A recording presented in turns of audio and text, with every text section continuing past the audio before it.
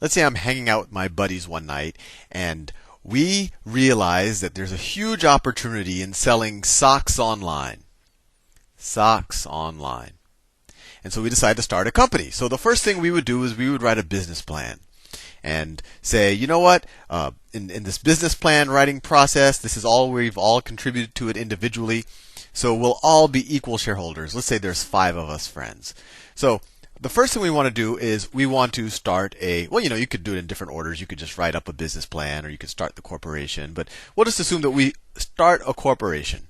And I'm going to indicate the corporation by kind of creating a balance sheet right from the get-go. So what are the assets of the corporation and what are the debt and what are the liabilities? And we can talk a little bit about what a corporation even is. So its asset to begin with, the asset to begin with is essentially just an idea. I mean, you could say it takes physical form to some degree in the business plan, but it's just an idea at first. And then there are no immediate liabilities. It doesn't owe anybody any money. And we learned in the balance sheet videos, and you might want to watch the balance sheet videos as a prerequisite to this one. But in general, assets are equal to liabilities plus equity. All right, so we have no liabilities. So this is the assets. The only asset we have right now is our idea. Maybe you want to add, the potential talent that we have, maybe unique skills. They're very intangible at this point, unique skills. These are the assets that our 5 buddies have together. And we have no liabilities. It's not like we borrowed money or anything. So everything we have, so the assets are equal to our equity. Our equity, and I'll do that let me do it in a brown color. So there's no liabilities and we just have equity. And equity is essentially what the owners of the company have the rights to. For example, if I haven't assigned any numbers here, and that I did that for a reason, but if the assets were, $10 million and liability was $5 million, if we had owed $5 million to someone else, then you would have $5 million left for the equity, and that's what the owners of the company would have. Me and my 5 buddies, or I guess my 4 buddies, we decide we're the owners of the company, so we'll be equal shareholders. So we would split the equity between us 5 ways. So we just pick an arbitrary number. Let's say to begin with we have 1 million shares. So each of us have 200,000 shares in the company. And that's a bit of an arbitrary notion. And you normally do assign some value to those shares initially, at some pennies per share, but I won't get into the technicalities of that. Just fair enough to say that we each have 200,000 shares in this company, and some of them go to me, and then the rest of them go to buddy 1, buddy 2, buddy 3, and buddy 4. And this is the equity right here.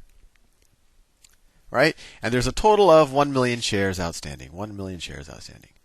Good enough. Well, just an idea and some paper and some well-intentioned individuals alone isn't enough to start a company. We're going to have to create some type of an online presence and do some programming and maybe have a warehouse and do some marketing. So we're going to have to, and really we're going to have to quit our job so that we can work on this full time. So we're going to have to raise some money to hire some engineers so that we can quit our jobs, to hire some marketing people, et cetera, et cetera. So where do we get our money from? So this is where the whole venture capital world comes into the picture. Venture capital. And you've heard the word before, and I think you had some sense of what it is. And the venture capital world, it's kind of separated into different people who invest at different stages. Venture capital. So you'll have people that they're called angel investors. And sometimes these people won't even call themselves angel investors.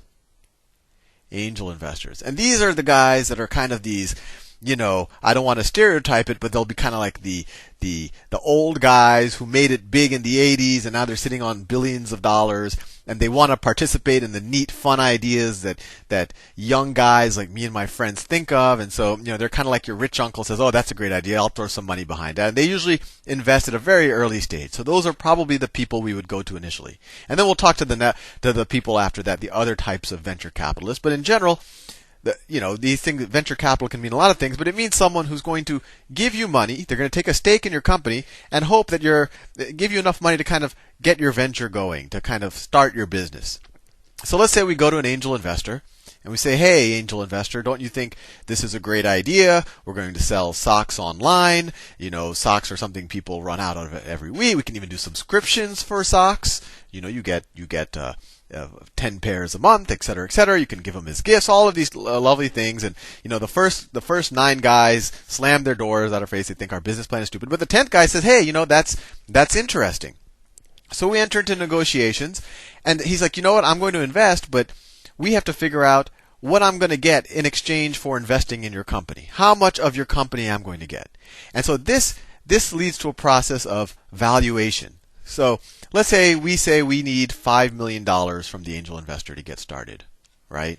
We need $5 million. Let me write that down. $5 million.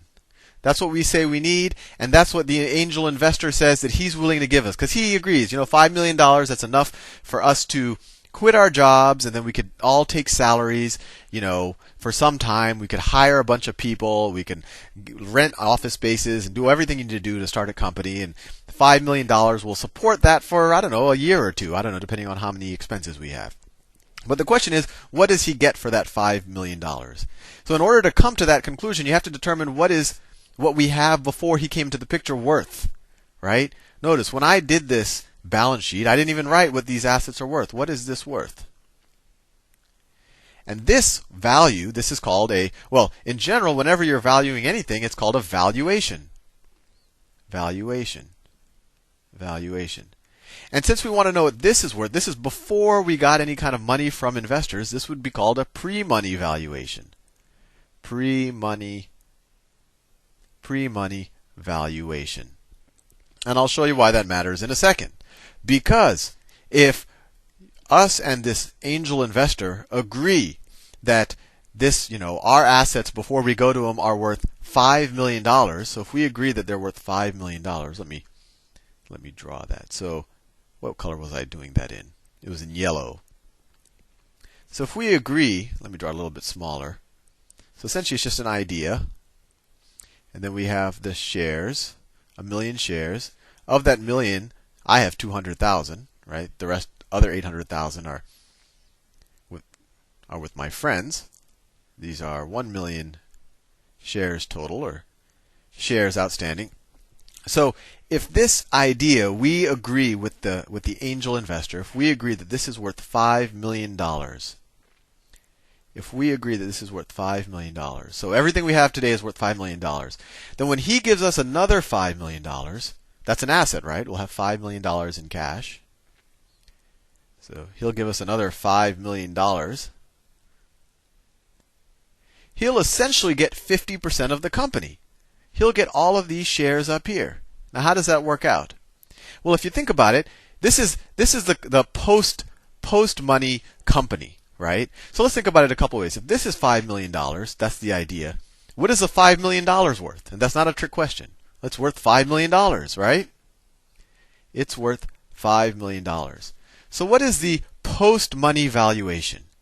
When we talk about valuation, we're talking about the value of the assets, especially because we're not dealing with any debt right now. Everything on the right-hand side is equity. So this is all equity. Let me write that. No liabilities yet. And in general, when you're doing a startup company, if I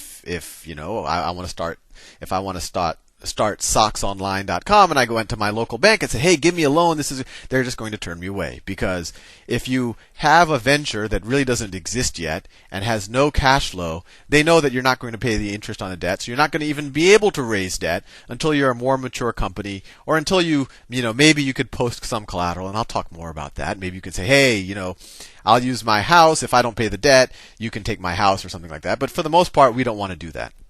So the only way to raise money at this early stage is by issuing equity. So going back to what we were talking about, what is the post-money valuation? We said before any of this stuff on the top existed, the pre-money valuation of just our idea was $5 million.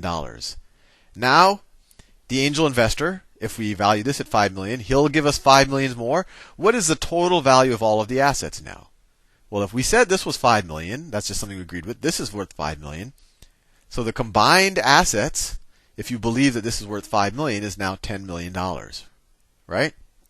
And this would be the post-money valuation. Post-money valuation.